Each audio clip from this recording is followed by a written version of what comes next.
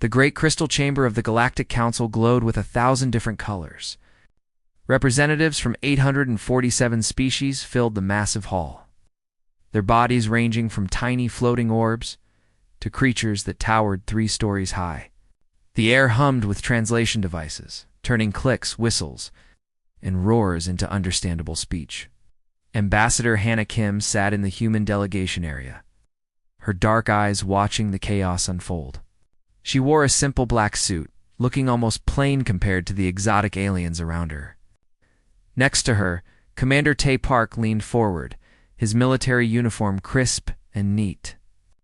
Both humans waited quietly while the other species argued loudly. High Counselor Vexler raised his scaled hand, and the chamber fell silent. The reptilian leader's yellow eyes swept across the room. His voice echoed through every translator. We must vote on Directive 2547 Alpha immediately. The situation has become critical. A holographic display appeared above the council floor. Red letters flashed in every known language. Directive 2547 Alpha. Do not involve humans in your battles class. 5 restriction. Murmurs spread through the chamber. A bird-like creature from the avian collective chirped loudly. This is unprecedented. We have never banned a single species from warfare before. Vexer's tail twitched with irritation. That is precisely why we must act now, before it is too late. In the back of the chamber, War Marshal Kron clicked his mandibles together. The massive insectoid warlord stood nearly 8 feet tall, his chitinous armor gleaming under the lights. His compound eyes focused on the human delegation with what might have been contempt. Humans had joined the Galactic Federation only 50 years ago. They were newcomers, primitive, barely worthy of notice. Kron's own people. The Hive Collective had been part of the galaxy's civilized species for 3,000 years. They understood war. They knew honor. These humans were nothing but clever animals who had stumbled into space travel. The vote began. Species after species cast their decision. The final count appeared on the display. 687 in favor, 160 against. Directive 2547 Alpha was now galactic law. Hannah stood up, her small frame commanding attention despite her size. The human delegation thanks the Council for this directive. We understand its purpose, and we will respect it. Several aliens laughed. They thought humans wanted protection. They believed the directive was meant to shield these weak creatures from the dangers of galactic warfare. Vexter met Hannah's eyes. The old counselor knew better. He had read the classified reports from Earth. He understood what the directive really meant. After the session ended, Kron made his way through the crowded halls. His war against the Silicon Concordat was going badly. His forces were losing ground every day. The Silicon warriors were numerous and well-armed. The Hive Collective needed help. Kron's aide, a smaller insectoid named Vix, scuttled beside him.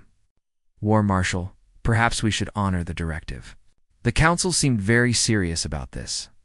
Kron's mandibles clacked in dismissal. The Council grows soft.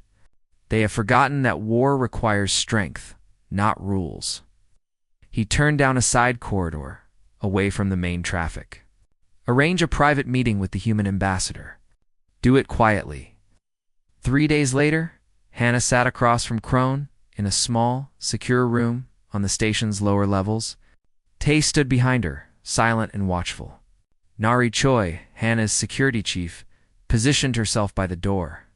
The woman's eyes never stopped moving, scanning for threats. Kron leaned forward.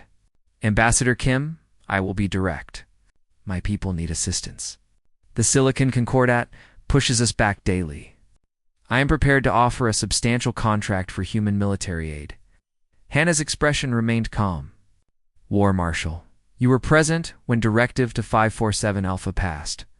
Humans cannot be involved in your war. The directive is merely a suggestion, Kron insisted. Surely you understand that wars cannot be won with politics alone. I am offering your people wealth beyond measure. Your small fleet could make a significant difference. Hannah stood up slowly. War Marshal Kron, I am going to warn you. This is my first warning. Do not hire human forces for your war. The directive exists for a very specific reason. Crone's laugh sounded like grinding metal. You misunderstand, Ambassador. The directive was created to protect humans. The Council knows your species is young and weak. They do not want you destroyed in conflicts you cannot win. Tay spoke for the first time, his voice quiet but firm. War Marshal, you should listen to the Ambassador. Crone ignored him. Over the next week, he approached Hannah twice more. Each time, she gave him the same warning. Each time, he dismissed it with growing irritation. Finally, Hannah looked at the War Marshal with something that might have been pity. This is my third and final warning, War Marshal Crone. Do not involve humans in your battle against the Silicon Concordat. If you ignore this warning, you will understand why the directive exists. But by then, it will be too late. Crone left the meeting, his confidence unshaken. As he walked through the station corridors with Vix, he clicked his mandibles in amusement. Humans are merely clever animals. How dangerous could they be? Vix said nothing, but the smaller insectoid had noticed something Crone had missed. When Ambassador Kim gave her final warning, Commander Tay had smiled. It was not a friendly smile. It was the smile of someone who knew a secret. Someone who had seen what was coming and knew there was no way to stop it. Back in the human delegation quarters, Nari poured tea for Hannah and Tay. He is going to hire a mercenary group, she said. It was not a question. Hannah nodded slowly. Yes, he will find Captain Yoon within 3 days. The contract will be signed within a week. Should we stop it? Tay asked. Hannah sipped her tea, staring out at the stars beyond the viewport. No, we tried to warn him. 3 times, as required by human protocol. He refused to listen. She set down her cup. Directive to 547 Alpha exists for a reason, Commander. Perhaps it is time the galaxy remembered why. Tay pulled up a secure channel on his tablet. The screen showed a military vessel called the Iron Flower, currently docked at a distant station. Its captain Yoon was already reviewing the contract Crone thought he was sending secretly. There were no rogue human military groups. Every human in the galaxy's armed forces answered to someone. The Galactic Council's intelligence network thought they were watching this situation unfold. They had no idea that humanity had been watching it from the very beginning. Vexler sent a private message to Hannah that night. Please, Ambassador, stop this before it begins. Hannah's reply was simple. We tried to warn him. Directive to 547 Alpha exists for a reason. High Counselor, perhaps it is time everyone remembered why we are the only species with a battle restriction. Across the galaxy, Captain Yoon received his official orders. He gathered his crew of 200 humans and began preparing for departure. They would arrive at Crone's warfront in 2 weeks. None of them looked worried. Several of them were smiling. The neutral station Epsilon 7 floated in the empty space between territories. It was the kind of place where deals happened that no one wanted to talk about later. War Marshal Crone arrived in a small, unmarked ship. He brought only Vix and 2 guards. Captain Yoon was already waiting in the station's darkest bar. The human was younger than Crone expected, maybe 35 standard years. He wore a simple flight jacket and boots, nothing fancy. His short black hair was neat, and his face showed no emotion as Crone approached. Captain Yoon, Crone said, settling his large body into a reinforced chair. I am pleased you accepted my invitation. Yoon took a drink from his glass. You are paying well. Of course I came. His voice was flat, businesslike. Crone pushed a datapad across the table. The contract is simple. You and your crew will support my forces against the Silicon Concordat. You will follow my orders and fight where I tell you to fight.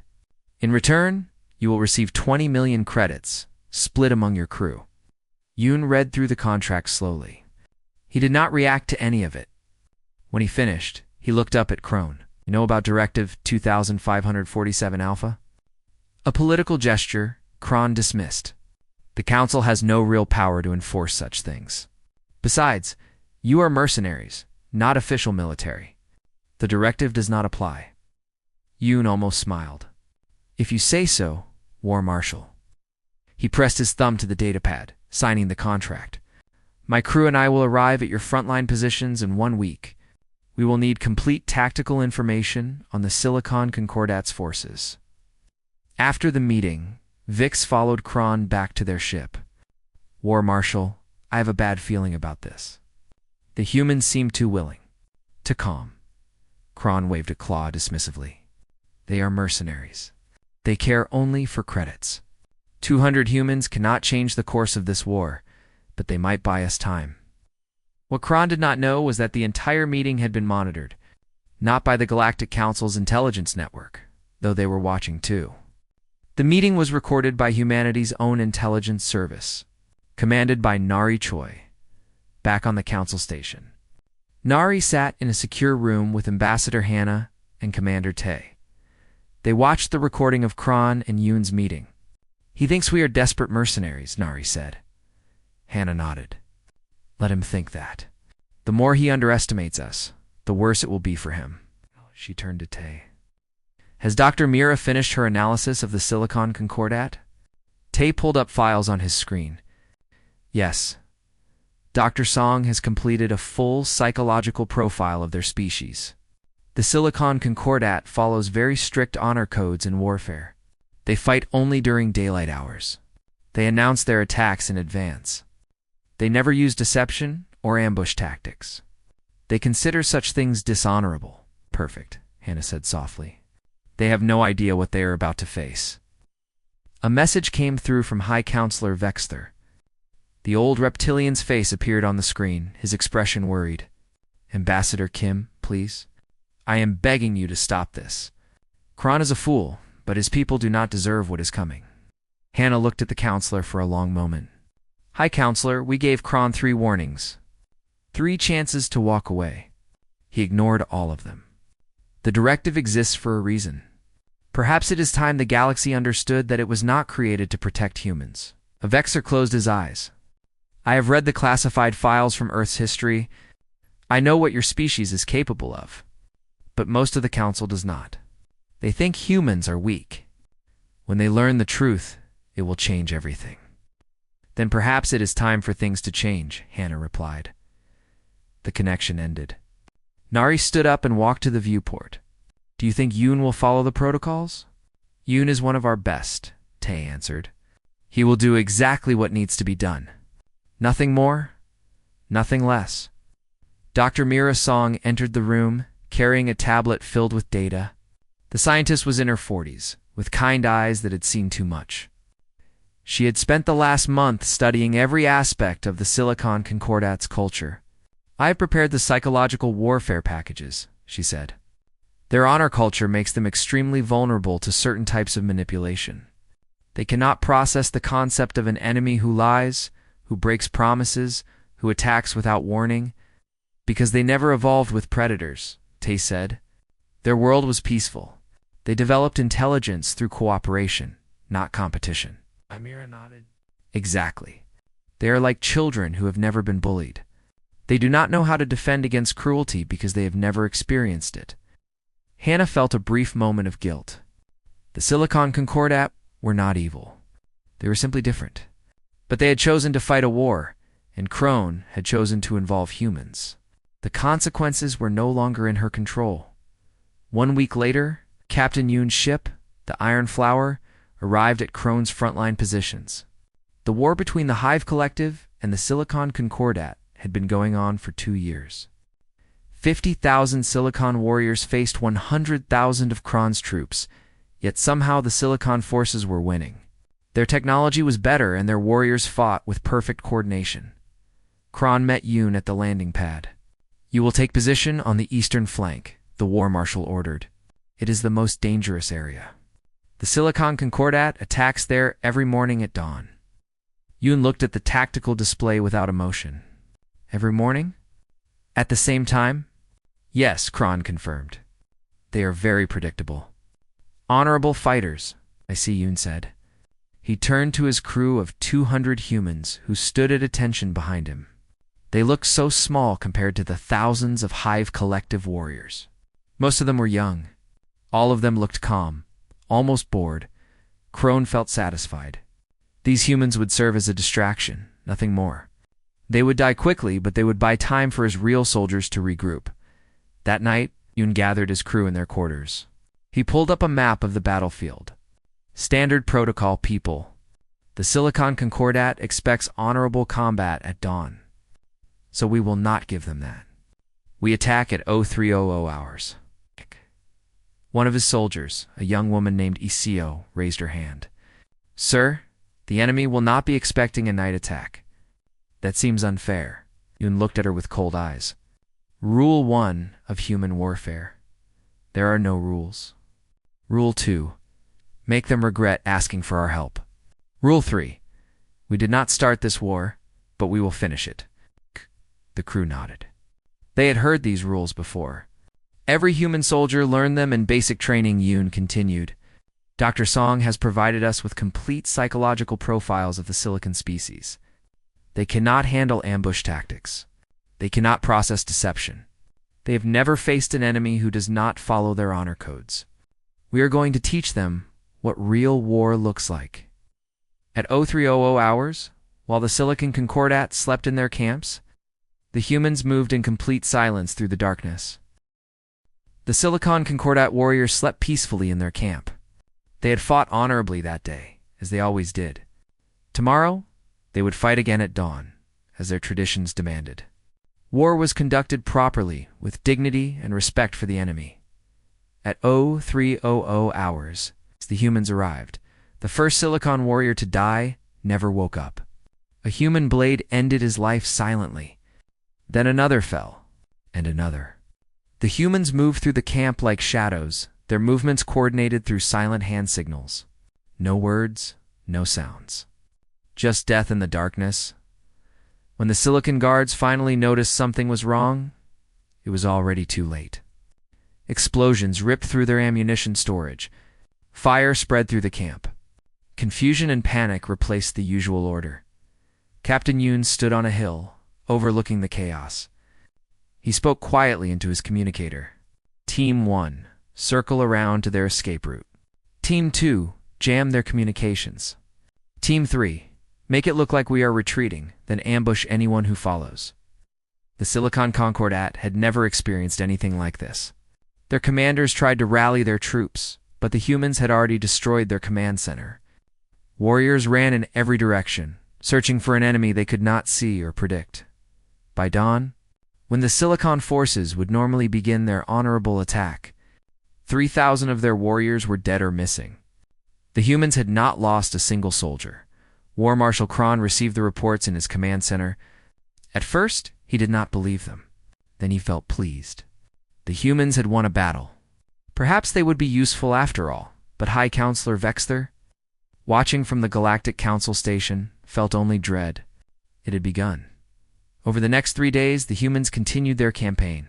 They never fought the same way twice. Sometimes they attacked at night. Sometimes during the day. Sometimes they did not attack at all, just made noise in one location while sneaking past in another. Dr. Myra Song sat in a communication center, broadcasting messages directly to the Silicon troops. She spoke in their language, her voice gentle and kind. Brave warriors of the Silicon Concordat, she said. Your leaders have abandoned you. They send you to die against an enemy that has no honor, no rules, no mercy. Surrender now, and you will be treated well. Continue fighting, and you will die in the darkness, alone and afraid. The Silicon warriors had never heard such words before. In their culture, enemies did not speak to each other except through formal challenges. They did not use words as weapons. They did not try to break spirits before breaking bodies. Some Silicon commanders called for peace talks. Confused and frightened by an enemy they could not understand, others tried to adapt, to fight like the humans fought. But they had no experience with such warfare. They had evolved in a peaceful world where cooperation was rewarded and conflict was rare. Humans had evolved on Earth, where everything tried to kill everything else. Where tribes fought tribes for 10,000 years. Where survival meant being smarter, meaner, and more ruthless than your enemy. A young alien journalist named Kor managed to get an interview with Commander Tae Park. Kor's species was small and furred, with large eyes that showed every emotion. Those eyes were filled with horror as he asked his question. "Commander, why do humans fight this way? Why not face your enemies honorably?" Tay looked at the journalist without sympathy. "Because on Earth, we fought each other for 10,000 years before we reached the stars. You species found peace before you developed advanced weapons. We developed advanced weapons and kept fighting anyway. We know every dirty trick, every psychological manipulation, every way to break an enemy's will. We know these things because we used them on each other, over and over, for millennia." "But that is monstrous," Kor whispered. "Yes," Tay agreed. "It is. That is why Directive 2547 Alpha exists. That is why the Galactic Council tried to keep us out of your wars. Because once humans are involved, war stops being about honor. It becomes about survival. And humans are very, very good at survival." The interview was broadcast across the galaxy. Trillions of beings watched it. Many did not sleep well that night. Captain Yoon divided his 200 soldiers into 40 small teams. Each team operated independently, making their own decisions about when and where to strike. The Silicon Concordat's commanders could not predict them because there was no pattern to predict. Each team did whatever seemed most effective in the moment. They booby-trapped locations where Silicon warriors might surrender. They faked retreat routes that led into ambushes. They used captured Silicon equipment to send false orders to enemy troops. They spread rumors that made Silicon soldiers doubt their own commanders, in one particularly cruel tactic. The humans captured a Silicon communication device and used it to broadcast fake retreat orders.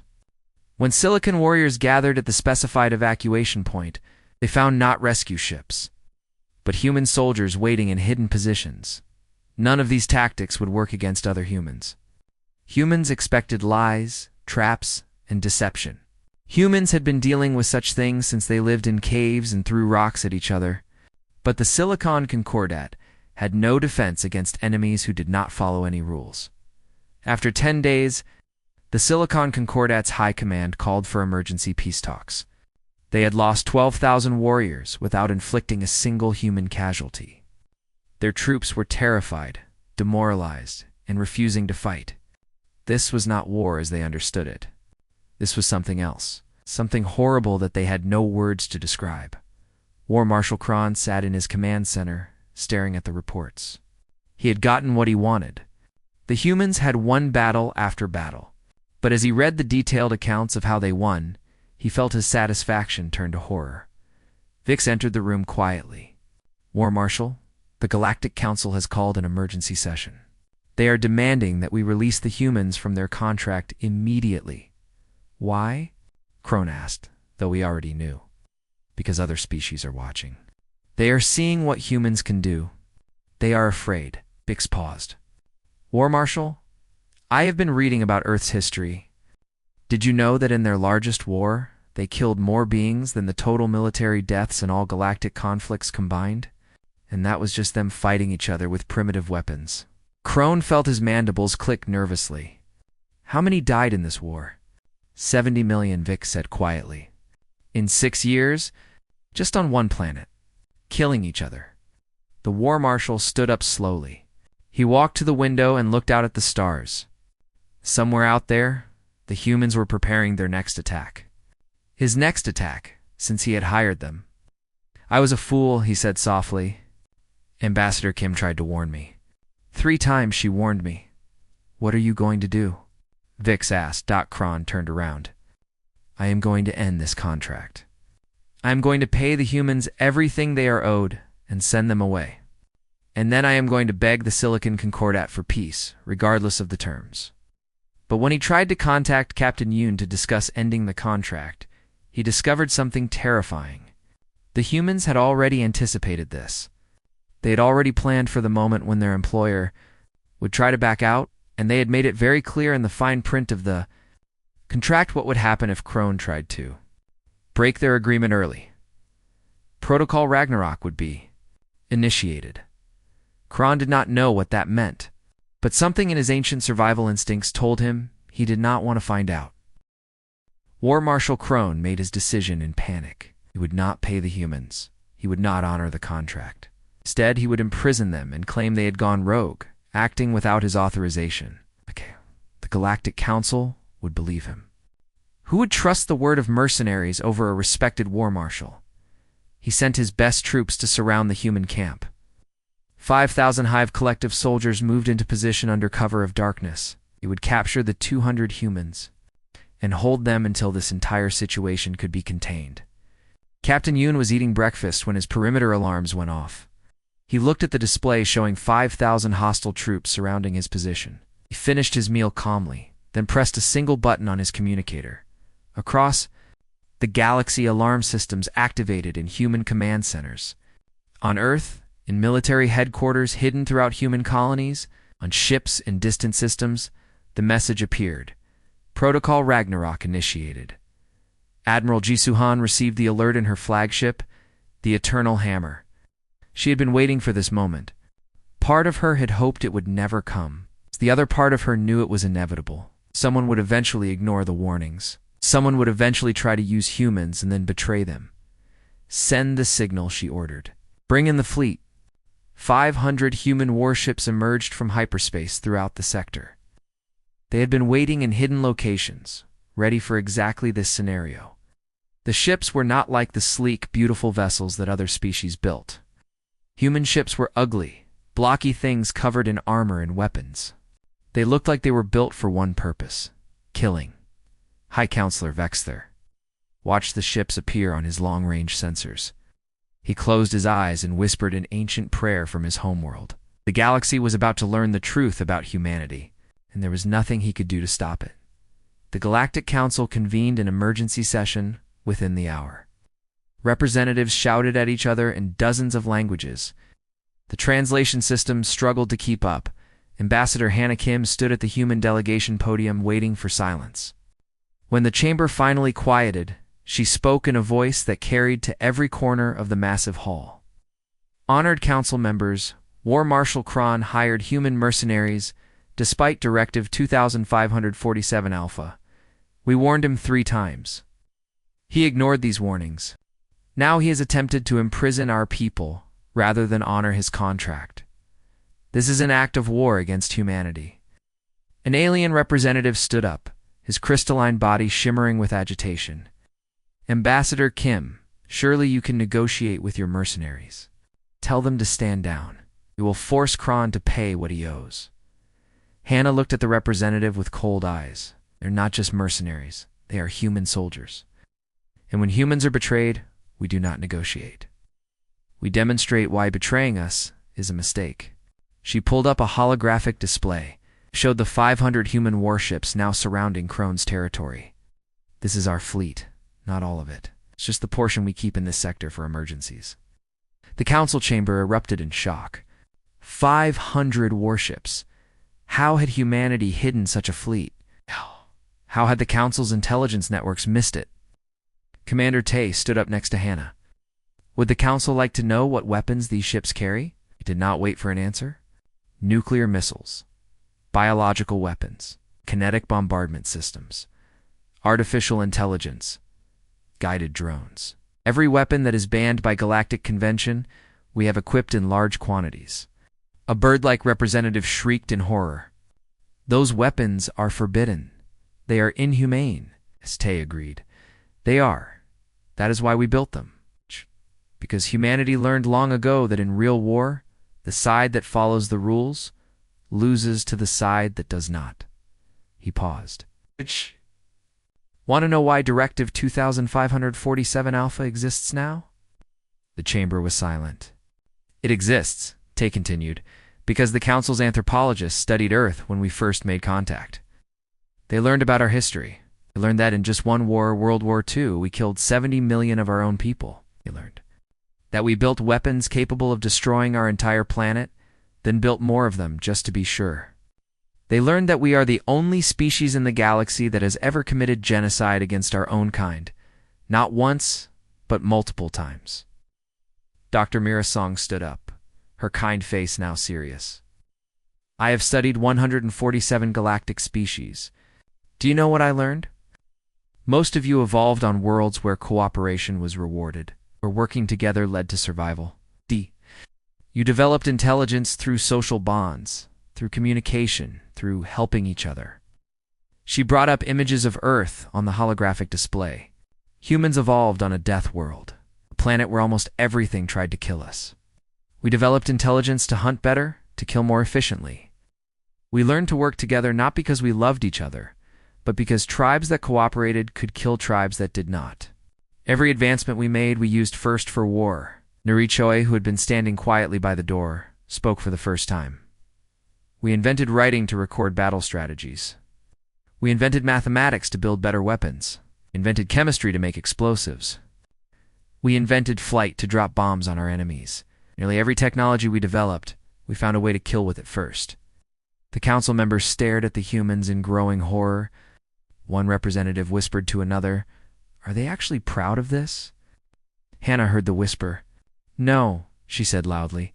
"We are not proud. We are ashamed of our history. That is why we have tried so hard to be peaceful members of this council. That is why we agreed to Directive to 547 Alpha without complaint.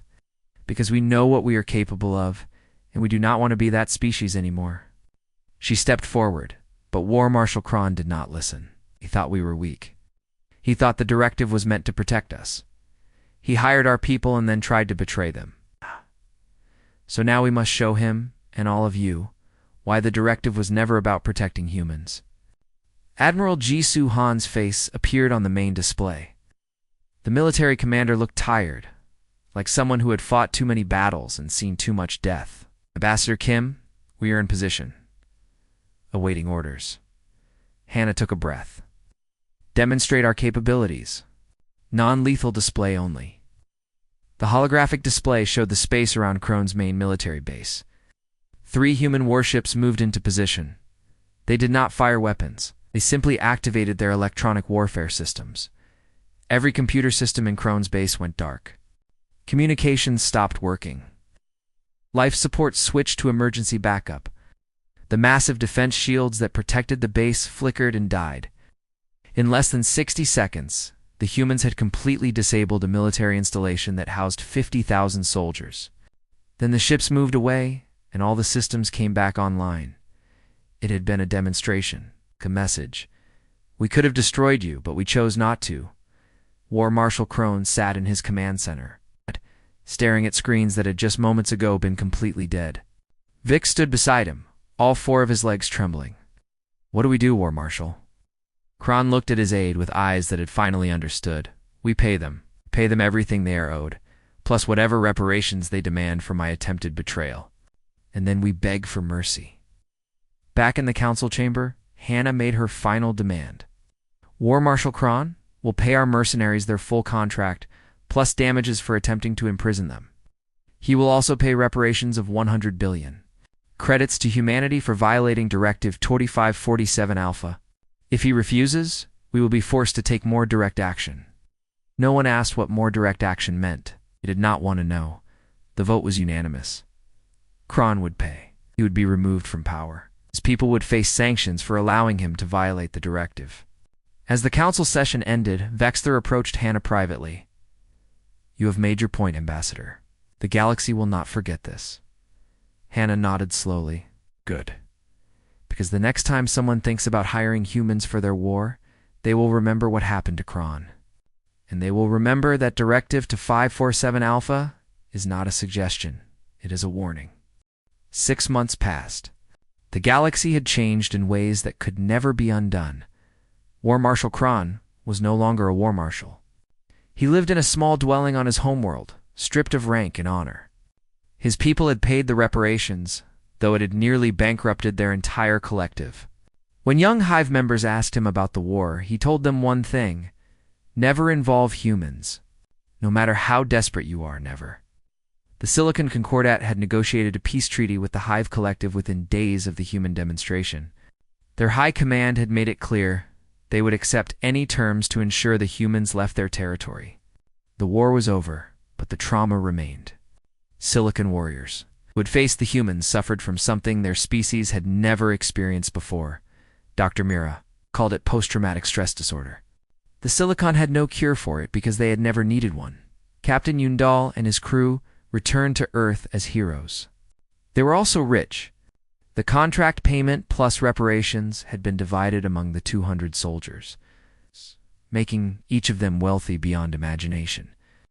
Yoon retired immediately and bought a small training facility on one of humanity's outer colonies.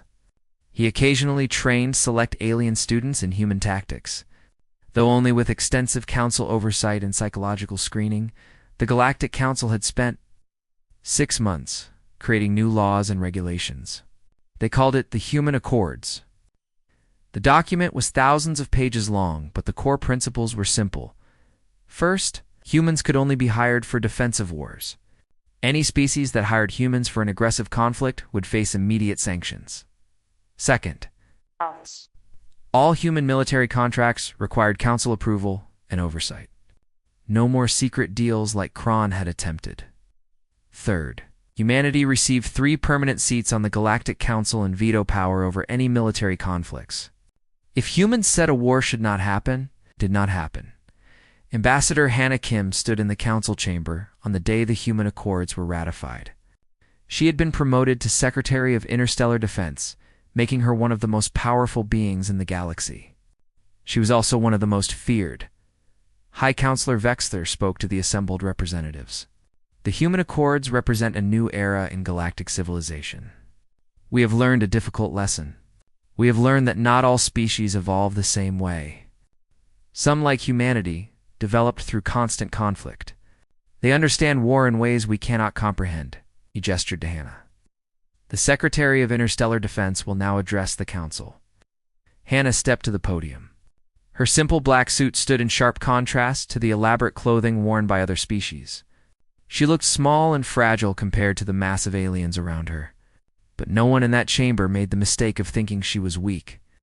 6 months ago, she began. War Marshal Krone ignored Directive 2547 Alpha. He believed it was a rule meant to protect humans.